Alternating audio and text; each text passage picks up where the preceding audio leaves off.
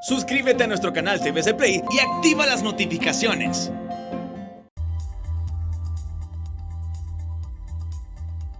Muy buenas, bienvenidos al banquillo, gracias por acompañarnos. Les saludamos desde los estudios de TSI.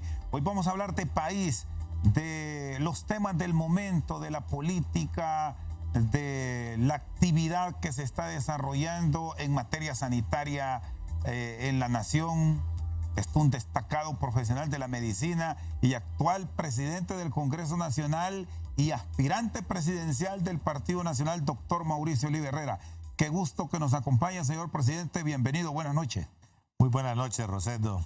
Siempre es un placer venir a su programa, reencontrarme contigo, una amistad de tantos años y la enorme audiencia que este programa tiene, pues es una enorme oportunidad para los que creemos en las ideas, el que se nos dé el espacio de poderlas emitir.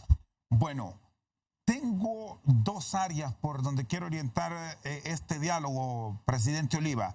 El tema nacional por sus funciones en el Ejecutivo y desde luego el político por el legislativo.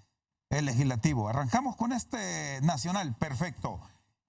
Bueno, se han reunido ayer el Consejo de Seguridad, Poder Ejecutivo, Poder Legislativo, la Junta Directiva que usted preside, Secretaría de Seguridad y Secretaría de Defensa. ¿Han visto temas de país? Bueno, en primer lugar, esa fue una reunión a solicitud del señor presidente de la República con las comisiones de seguridad y de defensa del Congreso Nacional. No estuvo la Junta Directiva, por lo tanto yo no estuve presente. Tengo entendido que el interés del ciudadano presidente era conocer algunos temas de seguridad nacional y obviamente con la discreción del caso. Sí. ¿Cómo está viendo el Poder Legislativo, usted como titular de la Cámara, estos acontecimientos que se están desprendiendo desde Washington? ¿Les preocupa? ¿Es un asunto delicado para el país? Es un tema delicado de país. Es un tema delicado, altamente sensitivo por la naturaleza del mismo.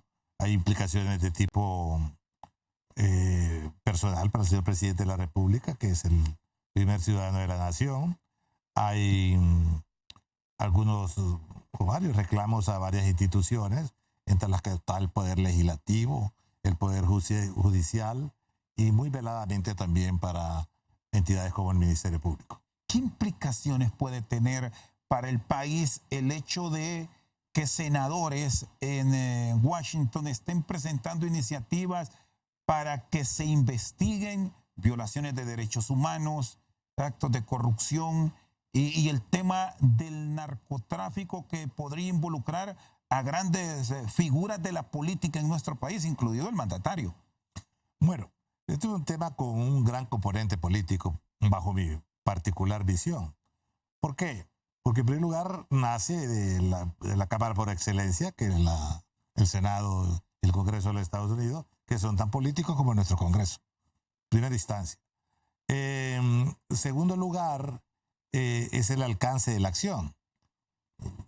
Valga la comparación, como que el Congreso Nacional hiciera señalaciones puntuales sobre determinados elementos de la vida nacional de otro país.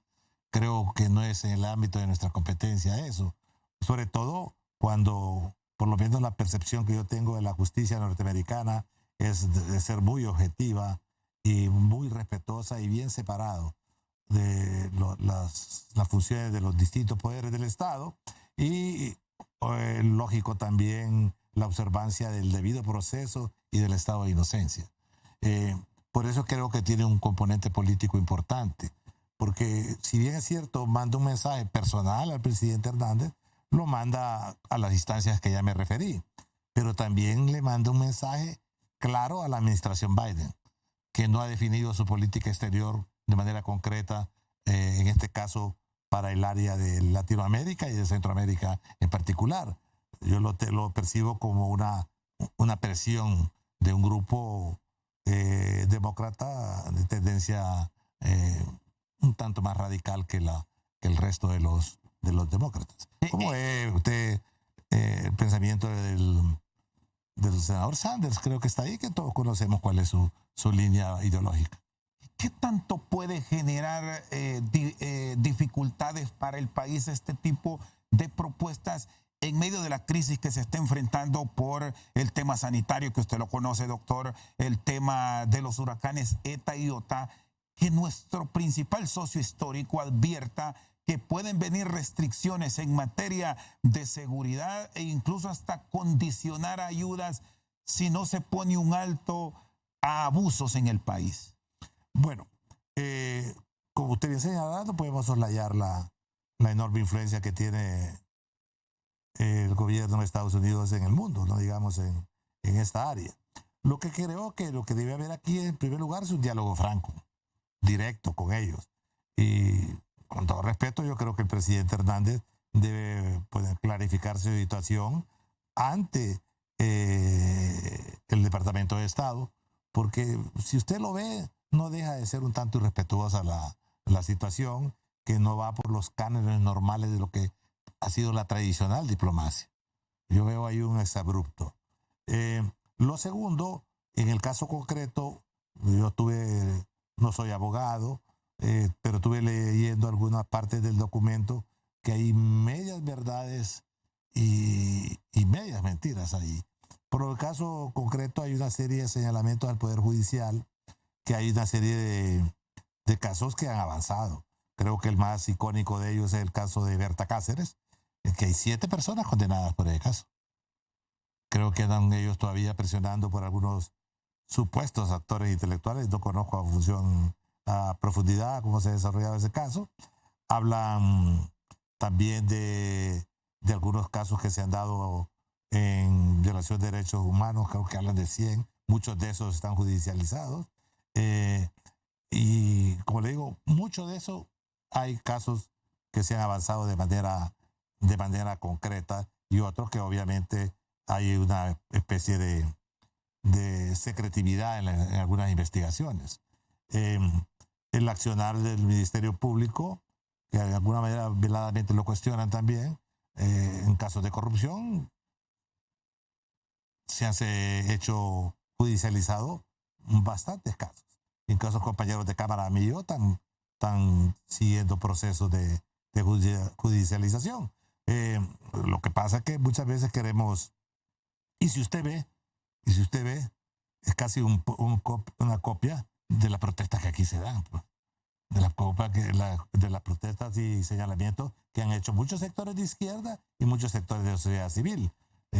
Y yo no voy a juzgar aquí si son ciertas o no son ciertas, pero sí es parte como recoger algún grado de la protesta que algunos sectores de la sociedad civil y de la política hondureña han presentado. Bueno, hay un tema que ya en su momento el Congreso, presidente Oliva, ya lo discutió. Mociones que se han presentado para la separación del presidente o para llevarlo a un antejuicio, para ser más preciso. ¿Qué opinión le merece el hecho de que la oposición, el Partido Liberal ya lo ha hecho, y muchos otros sectores de la sociedad civil, no sé si ha tenido tiempo para leer los pronunciamientos que han venido, por ejemplo, del Central Ejecutivo del Partido Liberal, pidiendo que se le destituya o que renuncie? ¿Pasa eso en determinado momento por el Congreso Nacional? Bueno, mire, en primer lugar, si vamos a pegarnos a la ley, denuncias de causa Estado. Es decir, puede sonar a cliché, pero tenemos que respetar no la presunción, el estado de inocencia y el debido proceso. Las iniciativas que han entrado al Congreso, que es el ente por naturaleza político, algunos sectores de la oposición, creo, bajo mi particular percepción, lo han hecho con efecto mediático, porque cuando uno, y usted que cubrió en sus años mozos la fuente del Congreso Nacional de la República, sabe que un truco para que uno pueda presentar algo es la viabilidad de lo mismo. Entonces, hacer el cabildeo suficiente es necesario para tener los votos, para que haya viabilidad de la propuesta. Cuando lo hace así, sin haber hecho el cabildeo que le permita tener el número de votos requeridos, es algo que se busca visualizar de manera mediática. En Congreso somos pues, memoria frágil. El 25 de enero de este año se votó la iniciativa que un honorable diputado puso sobre hacerle juicio político al señor presidente. Me parece que incluso de manera estratégica, si realmente lo que buscaban eso no fue oportuno, porque al votarlo en esta legislatura ya inhibe un juicio político por lo que queda del mandato del presidente Hernández, porque tendría que serlo en la próxima legislatura, que ya sería para el nuevo Congreso Nacional de la República. Es decir, bajo el panorama actual, una iniciativa de estas que se vota, por cierto, con mayoría calificada. No. Oh, 3/4. 3/4, más bien. Estamos hablando de más de 93 votos. 96. Es imposible lograrlo, si acaso llegas a entrar. Bueno, tendría que ser algo muy evidente, con suficiente sustancia y prueba para hacerlo. En su momento creo que hubiese sido un buen escenario que hubiera permitido, pues, de una vez por todas, arrojar bastante luz sobre estos asuntos. Digo, del lado del presidente Hernández. Pero bueno, eso es agua corrida, no se dio. Y sí, creo que reitero lo que dije al inicio de su interrogante. No podemos soslayar que necesitamos un diálogo directo, en este caso el Ejecutivo con el Ejecutivo de Estados Unidos. Yo no tendría ningún problema en platicar con legisladores, porque también se hacen algunos señalamientos al Congreso Nacional sobre ciertas que son cosas que son medias verdades. Uno, Congreso no tiene, los diputados no tenemos, ¿cómo se llama? Más que un fuero para no ser juzgados por cosas que digamos o iniciativas que tomamos en el Congreso. Pero, ¿cómo se llama? Inmunidad no tiene ningún diputado. A lo que no. Llegó un momento aquí que querían abrirle juicio a un diputado porque había puesto una reconsideración. Si es parte de su función, pues. Puedo estar o no estar de acuerdo con una ley. Entonces, eso es lo que dice el fuero del Congreso. Si yo doy una opinión sobre Rosendo García en el marco de mi función legislativa, eso me protege que usted no me procese o me lleve a juicio porque cree que lo estoy difamando. Otra cosa es si lo hago fuera de mi función legislativa. Pero si un congresista mata, roba, asalta y se le Acción prueba, penal directa. acción penal directa. Muy bien, está con nosotros esta noche el señor presidente del Congreso Nacional y actual precandidato presidencial por el Partido Nacional, Mauricio Oliva Herrera. Vamos a una pausa y ya regresamos.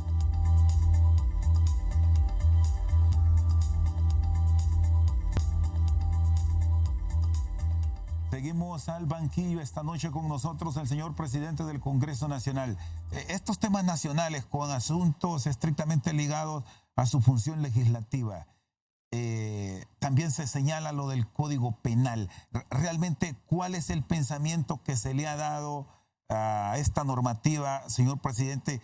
¿Han hecho consideraciones de posibles cambios? Mire, el Código Penal fue discutido por casi 3 años en el Congreso Nacional de la República, con asesoría nacional e internacional. Participó la academia, participó medio mundo. Al final, puede que haya algunas imperfecciones. No soy tal vez la persona más calificada para decirlo porque no soy abogado ni penalista, pero el Congreso siempre estuvo abierto al diálogo. Para que hubo un sector que dijo abrogación, y eso sí, el Congreso no lo consideró pertinente, pero sí hay reformas que incluso no entraban en vigencia por cuestiones coyunturales. O sea, hicimos reformas con los amigos del Colegio de Periodistas, con la empresa privada, con las Fuerzas Armadas, con diversos sectores que están listas para hacer unas, ya fueron aprobadas y no han sido publicadas por la vigencia de ciertas limitaciones, de ciertas garantías ahorita. Por el tema de la pandemia. Por el tema de la pandemia. Y el artículo 108 constitucional dice que mientras estén suspendidas las garantías no pueden haber cambio de penas o de normativas en ese sentido mientras esté vigente la suspensión de garantías.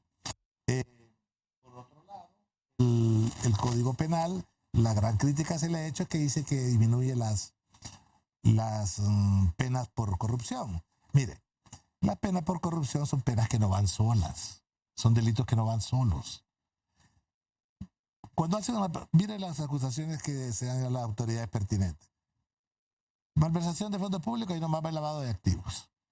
Enchachadito el fraude, la asociación ilícita. Solo para decirle 4. Abuso de los fondos abuso de poder o falta a los funcionarios públicos. Ya le mencioné 6, 7 delitos. Y cada uno de esos tiene su pena aparte. Y si lo saca individualmente, facilito llega a los 50 años. Entonces, hay algunos que leen el prólogo del libro y con eso quieren hablar sobre el libro.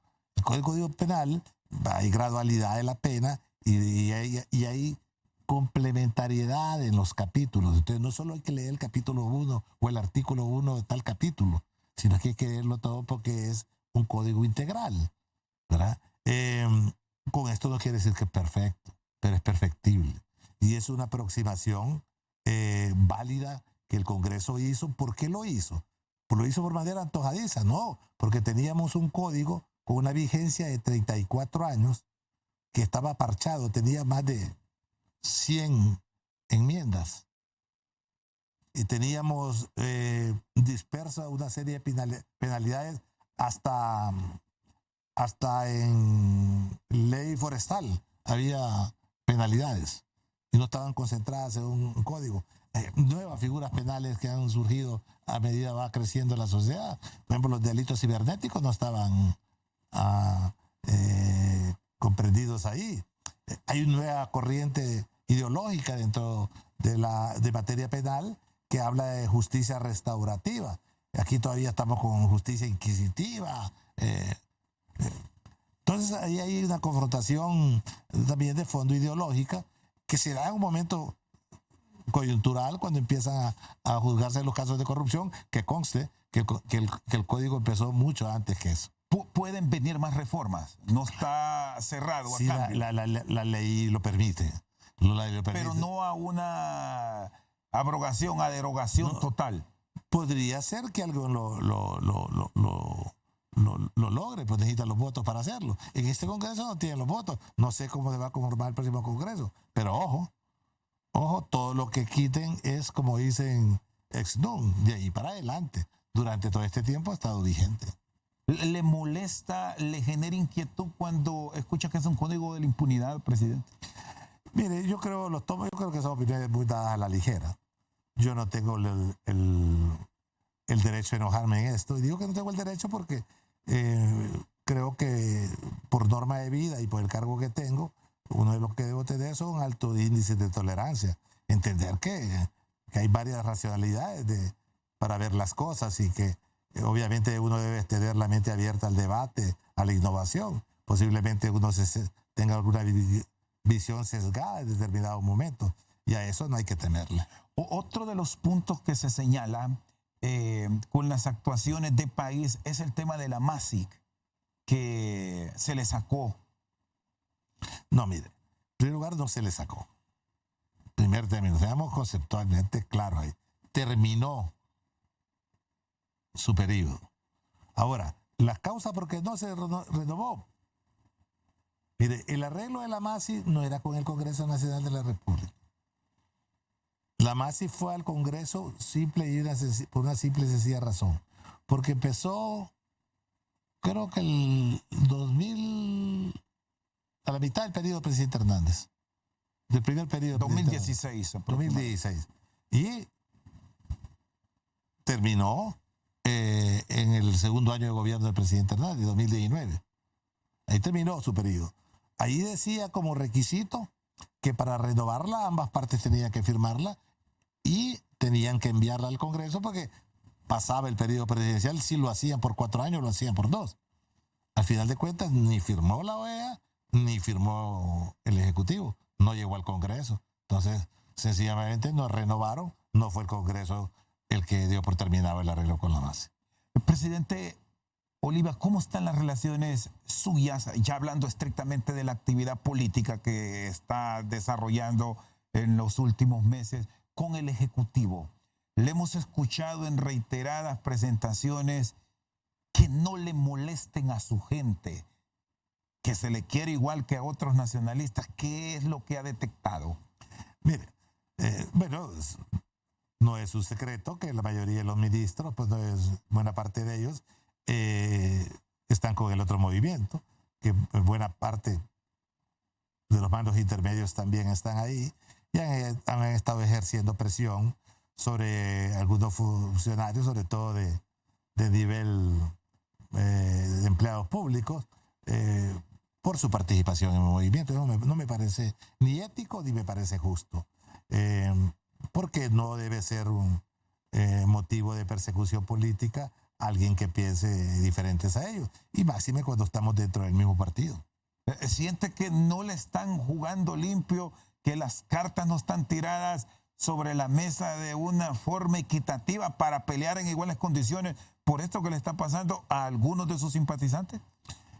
Yo creo que algunos no están haciendo uso debido de su autoridad, porque la autoridad debe ser para que el trabajo se haga bien, para que las normas se cumplan, no para interferir en el libre pensamiento de las personas en cuanto a escoger sus candidatos preferidos de política.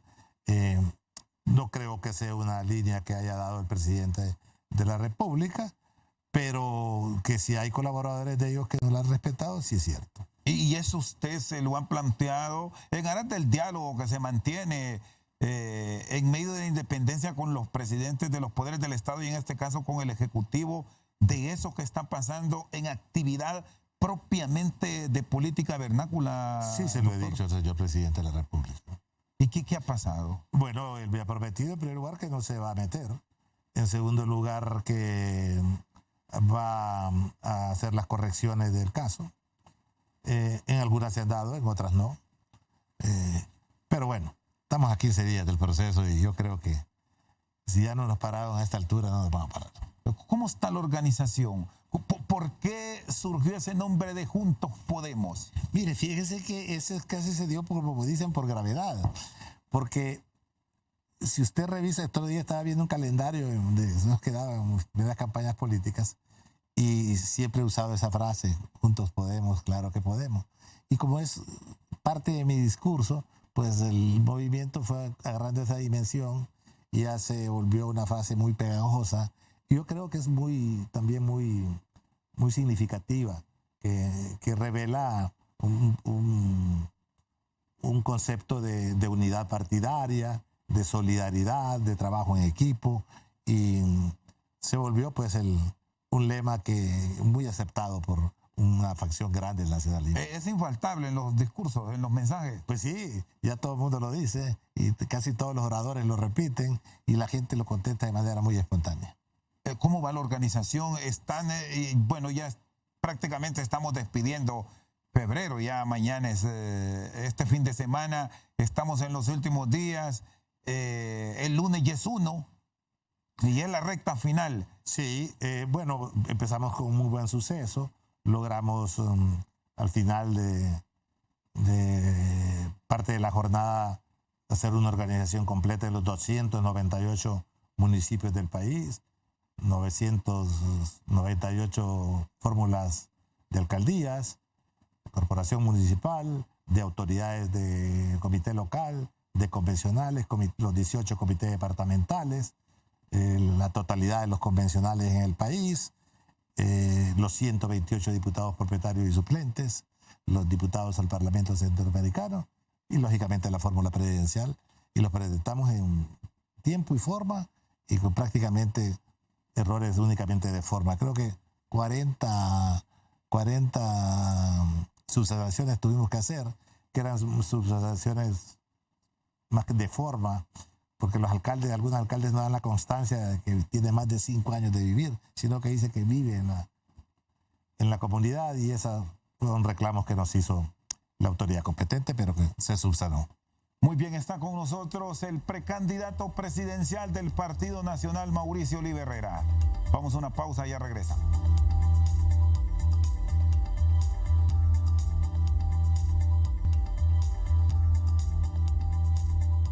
Seguimos al banquillo con el precandidato presidencial del Partido Nacional, doctor Mauricio Oliva Herrera.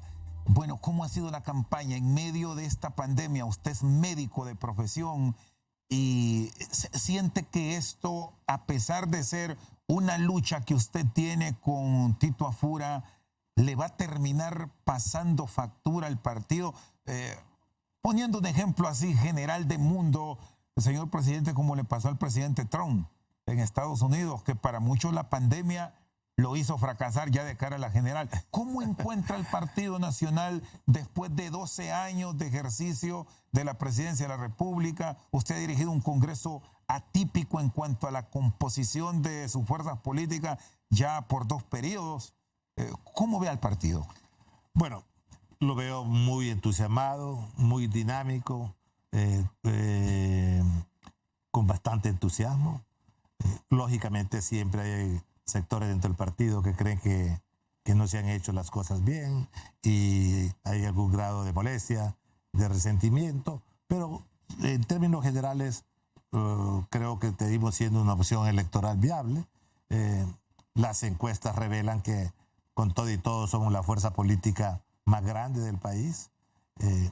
Claro, es preocupante que también ha aumentado el número de personas que no se identifican con un partido político, pero sí creo que vamos a ser esa institución que va a contribuir a seguir perfeccionando la democracia en el país y que obviamente va a ser una fuerza que va a contribuir a la gobernabilidad de la nación. Usted ha dicho que va a continuar con las cosas buenas que se han venido impulsando en los últimos años, pero que va a desechar o que va a apartar lo que ha dañado.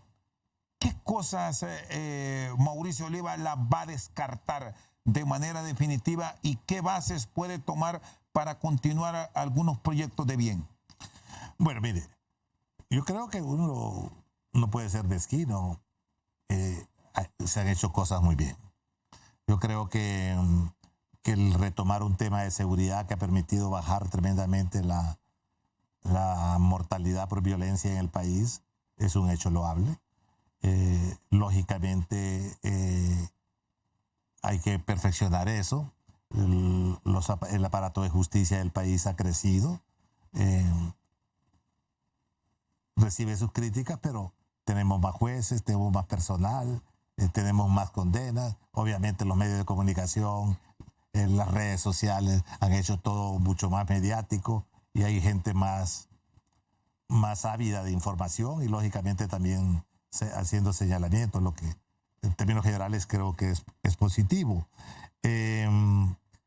Programas sociales que creo que han tenido un impacto importante en mejorar la calidad de vida de las personas.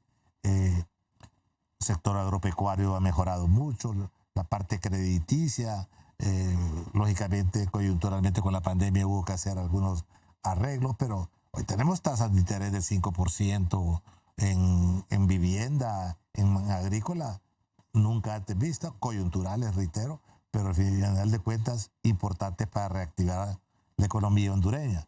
Hay cosas que necesitan hacer las correcciones del caso, un poco más de justicia en los programas sociales, en el sentido de que lleguen más a la gente más desposeída, afinar programas como los bonos, en el sentido de que hay que ir actualizando permanentemente la base de datos, el tema de corrupción, no podemos soslayarlo, eso no es permisible. El gobierno tiene que no solo mejorar imagen, y digo los gobiernos que vengan, y lógicamente las medidas de control tienen que ser más eficientes. La pandemia nos desnudó, tenemos un sistema de salud colapsado, necesitamos nosotros tener mucho diálogo, sobre todo con los sectores de salud, con todos los actores sociales y económicos y políticos que intervienen en eso, en replantear nuestro sistema, hacerlo más solidario, hacerlo más complementario, más articulado. En fin, hay mucho que corregir eso. Educación, mire, los niños tienen 1 año no estar en nuestras escuelas. no basta la conectividad ni la tecnología. Hay cosas que nunca va a poder suplantar usted, como la presencia, la cercanía del maestro para el trato individualizado con el alumno, la corrección personalizada. ¿Cómo le va a enseñar usted a escribir a un niño si no tiene alguien que le diga cómo empezar a agarrar el lápiz siquiera? Entonces, esas cosas tenemos que irlas superando en el corto tiempo. Claro, no vamos a volver al sistema de vida y de educación anterior, pero algunos esfuerzos serios tenemos que hacer para aumentar la capacidad de nuestras escuelas en cuanto a que haya menos niños en las aulas, que tengan un sistema de rotación, que la tecnología o la comunicación tecnológica sea complementaria. Esto por ponerle unos ejemplos en términos de financiamiento para vivienda, para sector agropecuario. Hay que afinarlo. Tenemos que tener la capacidad y la creatividad de generar nuevos empleos. Mire, yo hace como la última vez que estuve en Inglaterra fue hace como 2 años, 3 años creo. Y me decía alguien ahí, mire presidente, dentro de 20 años vamos a necesitar 20.000 millones de empleos que no existen todavía. Y cuando uno le hace, pues se retrotrae un poquito en el tiempo, se ve que hay ahora trabajos que antes no existían. ¿Qué se imaginar usted que iba a hacer una acción como un bloguero? O que iba a haber un influencer, que tanto se oye en redes. ¿Cómo puede marcar tendencias una persona con su actitud, con su opinión? La misma pandemia nos inventó. ¿Qué auge tuvieron las famosas entregas en casa de delivery, le dicen? Te pide comida hoy, y gente que se la va a dar en moto. Así como nació el Uber, está el Uber para las comidas. Los famosos call centers, una serie de ocupaciones. El otro día con nuestro candidato alcalde Juan Diego Zelaya, visitamos a un amigo en una colonia aquí, la colonia Alemania, ¿verdad? Y estando ahí llegó una señora. Y llegó la señora y surgió la plática y el tema sensitivo, casi eje transversal, o es un eje transversal, es la falta de empleo. Y dice la señora que ella tiene 2 hijos, dice, que no, uno está estudiando, dice, y el otro es ingeniero. ¿Ingeniero qué? Le digo yo, civil, me dice. Uno trabaja, el otro no. ¿Y dónde trabaja el ingeniero? No, si es el que no trabaja, me dice. ¿Y el otro quién es el que no trabaja? El que no se ha graduado. ¿Y qué estudia? Informática, pero ya sabe programar. Entonces trabaja para una compañía norteamericana. Despacha desde casa. Y despacha desde casa los trabajos. Y le pagan en dólares. O sea, trabaja en Estados Unidos viviendo en Honduras. Presidente, entonces esa creatividad tenemos que nosotros de ir apoyando a los emprendedores, porque ese es un tema tremendamente sensitivo, el empleo. Presidente Oliva, en este tema de la pandemia, hoy por cierto inició ya la vacunación, se ha iniciado con un proceso de inoculación a personal de primera línea. Usted como médico, ¿en qué se falló? ¿En qué advierte usted? ¿Se pudo ser mucho más puntual del Poder Ejecutivo y el gobierno en general para haber tenido un poco más de control y vernos, por ejemplo, en el espejo de Costa Rica, que lo tenemos aquí cerca? A veces resulta feo y se critica porque se compara, pero es un buen termómetro el país hermano. Bueno, mire, los españoles tienen un dicho que dice, ¿verdad? A toro pasado todos somos manoletes. Es decir, una vez pasan las situaciones todos tenemos una solución para las mismas, ¿verdad? A posteriori todos somos, como dicen, gallos para resolver las cosas. Y la otra, que no es menos cierta y tampoco es ya de hace muchos años, que dicen que las comparaciones son odiosas. Mire, en determinado momento Costa Rica tuvo más casos que nosotros.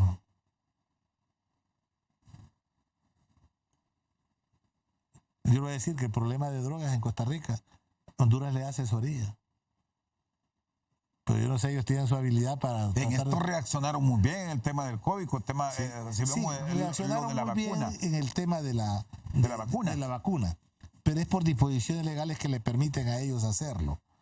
También voy a ampliar un poquito más eso. Pero mire, como le digo, a posteriori las cosas suenan mejor. Yo les dije, me imagino que yo estuve en una reunión, creo, después del reporte del primer caso, fue la única reunión que estuve ahí, que nos invitaron a darnos una explicación. Y obviamente, en primer lugar, hay que reconocer que estamos ante una entidad patológica completamente desconocida. Incluso ahorita estamos aprendiendo. Se han ido con una serie de actitudes y de praxis médica que estudios han demostrado que no sirven o no han dado resultados y venimos de vuelta, ¿verdad? Se tardó mucho en el mundo en tomar algunas determinaciones. Como no teníamos experiencia, tomamos consejos de otros lados que no eran válidos. Mire, número uno, se creía que intubando a las personas y que se iban a necesitar no sé cuántos respiradores mecánicos, era urgente una compra para estar preparado para eso.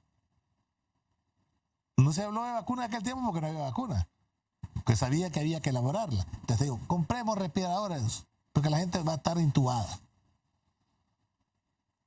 Y compraron sin experiencia, pusieron a comprar respiradores, gente que también no tenía el soporte técnico para hacerlo. Ahí se cometió un error. Número uno. Dos, creíamos que venía la velocidad de la luz. Y ya tenemos como, ¿cuánto tiempo de tenerla aquí? Más de un año. En un año se pudo haber fortalecido la infraestructura de salud. Si al final de cuentas, ¿quién ha demostrado los triajes? Que usted lo que necesita es tener electricidad, agua, personal, algún tipo elemental de aislamiento, porque ni quirófano necesita porque no hace traqueostomías, intuba, no opera, canaliza una venodisección, la hace con anestesia local en la cama del paciente. Pero no lo sabíamos, lo hemos ido aprendiendo en el camino. Ahora, cuando uno le hace para atrás, es facilito, hubiéramos hecho esto y lo otro. Yo pienso que los hospitales móviles, nunca me preguntaron. Y cuando me di cuenta, yo dije, no, hombre, eso no es una buena compra. Sí, lo primero que se me vino a la mente es que era poco duradero la duración de un tipo de infraestructura de ese tipo, porque es temporal, ¿verdad? Y la pandemia no iba a venir con la velocidad que pensábamos. Eso fue una cosa que se hizo mal. Quiero pensar que se hizo con la mejor de las intenciones, ¿verdad? Pero fue un error que se cometió. Pero como le digo, estábamos aprendiendo y seguimos aprendiendo. Todos pensamos que la transmisibilidad y la letalidad del virus iba a ser tremendamente altísima. Lo que vemos ahorita es que a pesar de que la gente anda de arriba y para abajo, no tiene la transmisibilidad que pensábamos que iba a tener. ¿Que es alta? Sí, pero no los niveles que pensábamos en aquel momento. La letalidad, con o sin tratamiento acertado, no, como lo que hay tantas críticas sobre eso, sigue manteniéndose en las predicciones que decían antes. Iba a andar entre 2 y 2.24, de 2 y 3, pues, ahí. Entonces, como ve, hay mucho que aprender. Si los europeos no se meten a hacer autopsias, nos damos cuenta de las microembolias, de los microinfartos, de la reacción inflamatoria que desencadena el virus como una reacción de respuesta del organismo humano. Ahí cambió radicalmente el abordaje del tratamiento. Entonces seguíamos pensando nosotros que los antivíricos eran los que iban a salvar. O sea, se ha aprendido mucho en el camino y falta mucho por aprender. Bueno, está con nosotros el doctor Mauricio Oliva Herrera, precandidato presidencial del Partido Nacional. Vamos a una pausa, ya regresamos.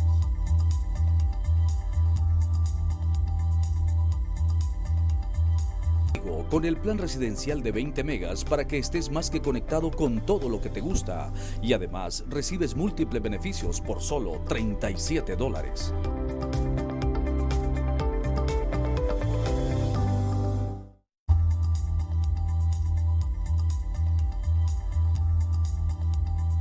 Venimos al banquillo con el señor presidente del Congreso Nacional y aspirante presidencial del Partido Nacional, doctor Mauricio Oliva Herrera. ¿Qué hace un candidato ya en la recta final? Hay quienes dicen lo que no se hizo en un largo tiempo, en las visitas, en el diálogo con la base, con el amigo, ya no se puede hacer en estos últimos días. ¿Cómo centran su trabajo ustedes? Bueno, en primer lugar, no lo defino yo, lo define todo un equipo asesor. Y se toman en consideración algunas variables, algunos indicadores de rendimiento. Se trata de consolidar lo que se tiene fundamentalmente, y lógicamente es la etapa en que empieza uno a probar la estructura en el sentido de organización. Se hacen las revisiones de todos los protocolos de cómo se van a ir a las mesas electorales, si está la gente capacitada, si está motivada, se revisa la base de datos de los mismos, y ya en el tema comunicacional, pues hacer lo que estamos haciendo ahorita. Ya en este momento están listos ustedes. Sí, mañana pueden ser las elecciones, mañana estamos listos para ir a ellas. Y lógicamente aprovechar estos últimos días para difundir un poco más el pensamiento, nuestras ideas. Obviamente va a aumentar los spots publicitarios, van a aumentar también la presencia en redes, y es una acción que vamos a hacer todos los que andan en política. Presidente Oliva, ¿qué piensa del trabajo que ha desarrollado el Consejo Nacional Electoral en su periodo de presidencia de la Cámara?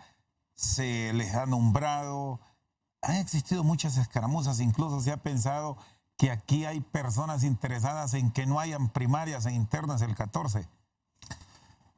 Bueno, mire, yo soy así como una persona que le dijera que soy optimista por naturaleza. Yo creo que fue un buen paso. Con todo lo que se puede hacer, fue un buen paso. Yo creo que hay más percepción de equidad, de un manejo más estructurado, menos parcializado del Consejo Nacional Electoral.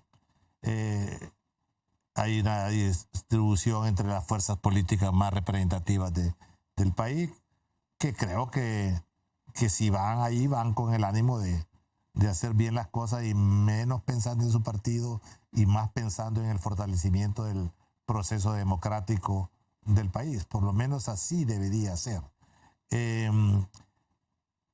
El Congreso no trabajó con la velocidad del caso para darles la normativa que tanto se necesita. Es decir, no terminamos la ley electoral, y ahí fallamos los partidos políticos porque por pequeños impases tener lugar a la famosa insurrección legislativa. Pero esto no da pie, presidente Oliva, a fraudes, a arreglos bajo la mesa, componendas para favorecer a determinado aspirante el no tener una ley electoral. No, ¿Cómo lo visualiza? No, porque está vigente la anterior con todas sus imperfecciones, con ese hemos estado en varios procesos. No, usted me estaba preguntando sobre el funcionamiento del Consejo. Le decía que obviamente están aprendiendo, son gente nueva, joven, aunque son profesionales muy capaces, pero la interrelación personal también hay que irla cultivando. Hay que ir dando para usted es normal esas fricciones de confianza. Pues claro, con 20 años en el Congreso uno nota eso. Mire, usted cubre el Congreso. Nunca lo han sacado de sus casillas. Con los manejos. Siempre empieza con fricciones. Todo el mundo quiere demostrar como que está marcando su terreno. Entonces hay que tener ahí alto índice de tolerancia. En primer lugar, escuchar con la mejor de las intenciones para poder entender el otro, para poder establecer puentes de comunicación que nos permitan, al final de cuentas, construir los consensos. Eso creo que es lo que ha pasado en el Consejo Nacional Electoral. Las normales fricciones que se dan. Algunos empezaron muy entusiasmados, y yo creo que al final ya veo yo que se ha sosegado un poco el asunto y está agarrando el paso. No va a haber nombres en las credenciales. Al final esa posición la mantuvo Partido Liberal, Partido Nacional, incluso Corrientes de Libre. que el tema del conteo que también ha generado polémica, ¿qué implicaciones puede tener de que sea aquí en la capital en donde se hagan las sumatorias y se defina quién gana por cada uno de los partidos? Mire, vamos por partes. Es que, pongámonos en contexto, ¿por qué se centralizó el conteo? Se centralizó porque había mucho manipuleo de los resultados en el interior del país. Imagínense, el más recóndito de los municipios de Honduras, llegaba alguien por la ley de la fuerza, ganaba la elección. A fuerza, a punta de pistola en algunos tiempos, ¿verdad? Ahora lo que se ha hecho es que se agarre el acta, una maleta electoral, se guarda ahí, firmada por todos, se cierra, y es el documento que va válido. Se le dejan copia a los partidos políticos, todos tienen una copia. Entonces, todo el mundo se va a su casa y hace sus cuentas. Allá se sabrá quién gana y aquí se ratificará. Correcto, ¿verdad? Entonces, el sistema, una gran discusión, el sistema de transmisión de datos. Mire, yo me acuerdo que en 1996 subió al poder en España de José María Aznar. Coincidentemente yo estaba allá de vacaciones y me hospedé en el hotel junto con mi esposa, donde tenía su estudio la cadena de televisión Antena 3. Y me puse a platicar con unos tipos ahí porque siempre me ha gustado la política. Y me dicen, no, a las 8 de la noche, todas las cadenas y todas las encuestadoras tenemos permiso para sacar nuestros datos a boca de urna. Obviamente, el Consejo Electoral español ya las tenía también. Y sale a corroborarla o no corroborar, pero ya marcan una tendencia. Pero obviamente, por medio del prestigio de la emisora, de la televisora, de las mismas encuestadoras, se hace un trabajo profesional. Yo creo que ese trabajo nosotros lo vamos a tener aquí. No dudo yo que este canal no va a hacer un trabajo de eso y lo va a hacer profesionalmente. Y va a ser un aval para el resultado que dé el Consejo Nacional Electoral. Pero como hay un clima, que venimos saliendo de un tema de tanta confrontación, no hay ese clima de confianza todavía que se ha podido crear al interior de estas instituciones, y ni hubo el tiempo, incluso ni la disponibilidad presupuestaria tuvieron en tiempo. El Congreso les dio, pero el Ejecutivo tiene que recoger ese dinero y hacerlo viable, para que ellos pudieran organizarse de manera casi perfecta, pues. Pero bueno, este es un proceso de aproximaciones sucesivas. Yo creo que vamos a tener una buena experiencia muy positiva ahora en las internas.